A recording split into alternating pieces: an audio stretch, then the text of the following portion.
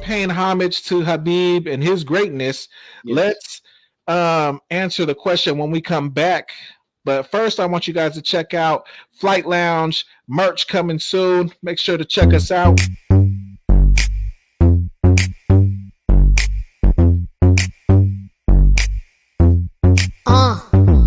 Chillin', laying in the cut though, easy. Trying to see what up though, Brooklyn, home of the cut though, notorious. Y'all know how the rest go sleeping.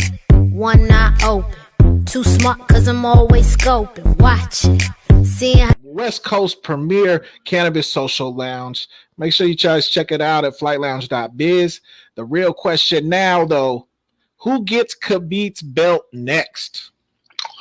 I think that's an easy answer, bro. The Irishman is coming back to reclaim what was that he vacated and that was ultimately taken from him when he got choked out in the 4th round. But he's going to come back. Come on, bro. We already seen if Justin Gaethje is wobbling you, Ferguson, there's no chance you taking that left hand from Conor. Okay. And if Justin Gaethje, I think he could take a little bit of an ass whooping. It might take him 2 or 3 rounds to actually go unconscious, but I think Conor slips a quick one in there on his ass too. And we've already seen what he did to Dustin Poirier. So I'm just like, we know. Is it too soon? So is it too soon to say that should be an interim fight? Conor versus Poirier should be for the interim belt if indeed Khabib is retired? I don't think it should be an interim title. I feel like if Khabib retired, then it should be for the vacant title. Undisputed. It's interim because this man, we don't really know if he's really retired. Well, I mean, he says he's retired, but let's give him a little bit of time, man. That's what this emotional roller coaster. You know, he's teammates with DC who didn't know how to retire properly. So maybe it's in the water over there. And I get that we have some hope to see these big matchups, you know, between Khabib and GSP or Khabib and Conor one more time. But I feel like Khabib is a man of his word, and he promised his mother, and that's the only living parent that he has left. And I feel like, you know, a man like Khabib is already a man of his word. So promising your mother that you're done competing, that's really big for somebody from, you know, like Khabib. And then on top of that, we got to factor in, you know, like you said, moms, no matter where they at, Russia, America, they do like that cheese though. A fight, a mega fight with 2 world superstars, as in AKA Jean-Claude Van Damme, AKA GSP versus Khabib, has global appeal. Yeah. Could be the biggest fight ever go down, and that's a truly Legends games where the 2 dudes go out on top. GSP's coming back after winning the 185 belt.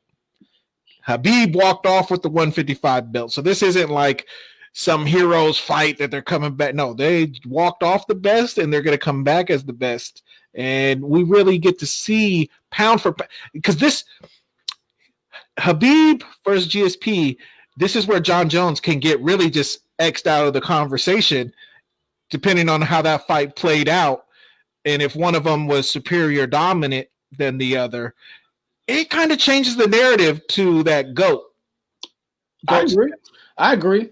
Because you got to understand that we're talking about the top 3 fighters in the history of the sport. But with that, man, I don't know, man, because look, if Khabib fights GSP, are they going to fight at 155? And if they do, no. So if they don't fight at 155, why not? He's already vacated the title. That's vacating the title. So that means that those other guys that I named would be up next for fighting for a vacant title, not an interim. And then on top of that, we got to look back at Figueroa Davison. And his name, I'm sorry, Figueroa Davison. I hope I'm pronouncing that right. I'm sorry if I'm trashing your name, bro. Mr. Davison down at flyweight.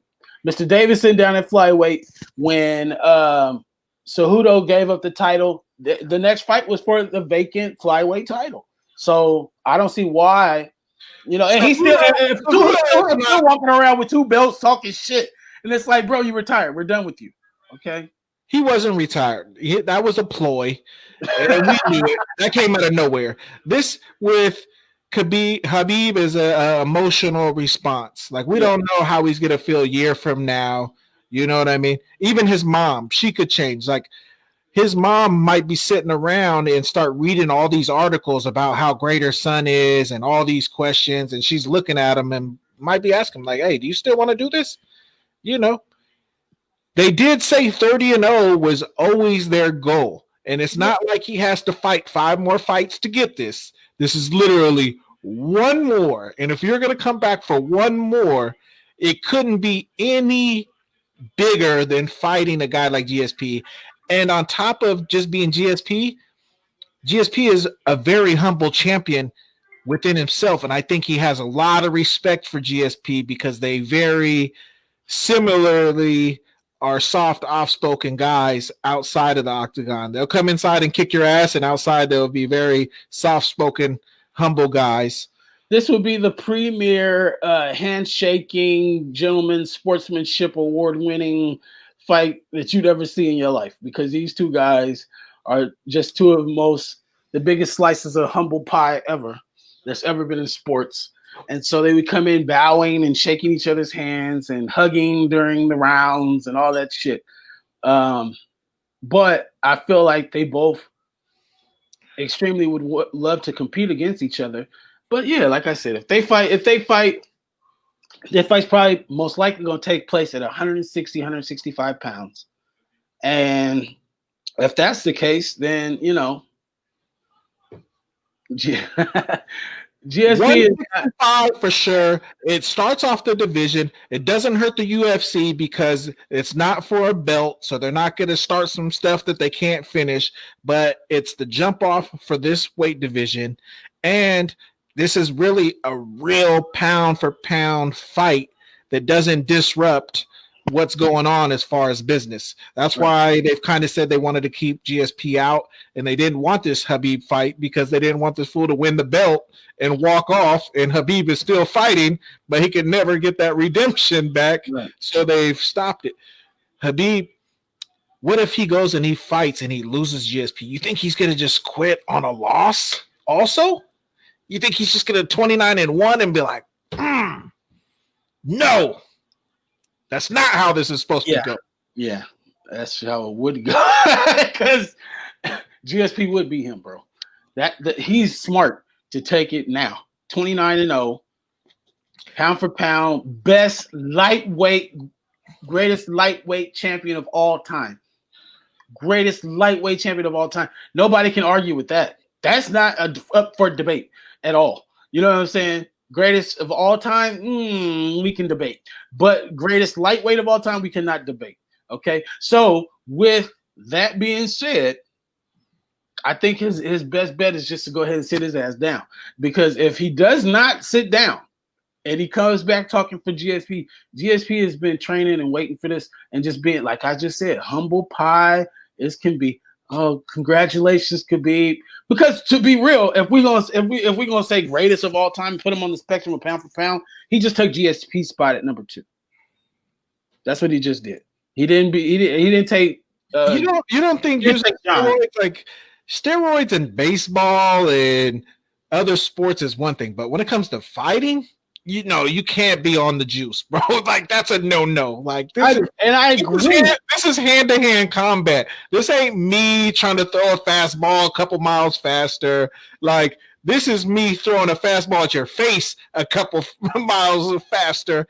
This can cause permanent damage. I agree. To somebody else, not yourself. I agree.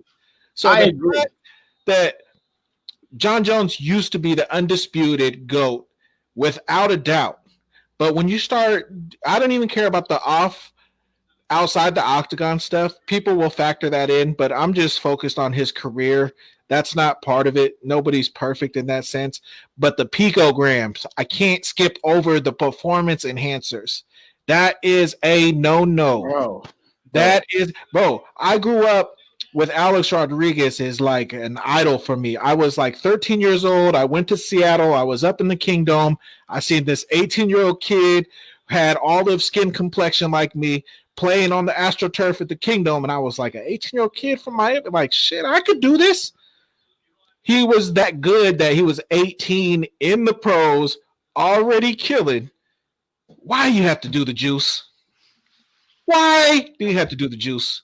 Because you get around other motherfuckers close to your age just way better than you.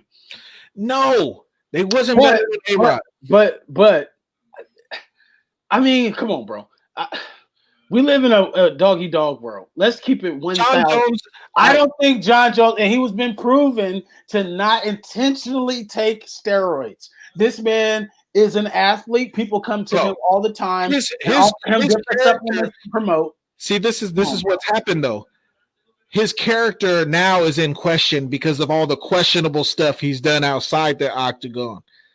Like, you can't just hit a pregnant woman and run, bro. If you were smoking weed, just get your ticket. You know what I'm saying? I understand being a black man in America could be scary, but you running like a fugitive through New Mexico streets, it doesn't sound like a better option than just standing there and facing what you did. Like, bro, an accident happens. Car accident. I don't agree with that either. I don't agree with that either. And I'm with you 1,000%, but I try to focus on in the cage.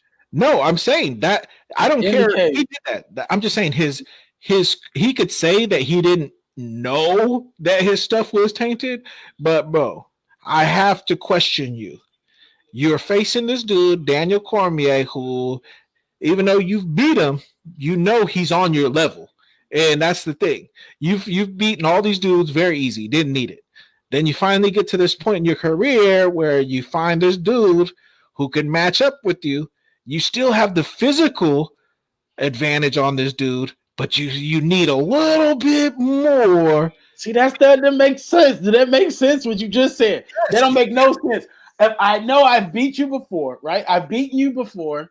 I have all the physical advantages. I have the length. I kick. I wrestle. Daniel Cormier is a wrestler with boxing. You know what I'm saying? Like, come on. Like, why would John need steroids to beat Daniel Cormier? And I'm a Daniel Cormier fan. I'm a fan of DC. But I'm just saying, I always knew when it came to those two, the great big man usually beats the great smaller man.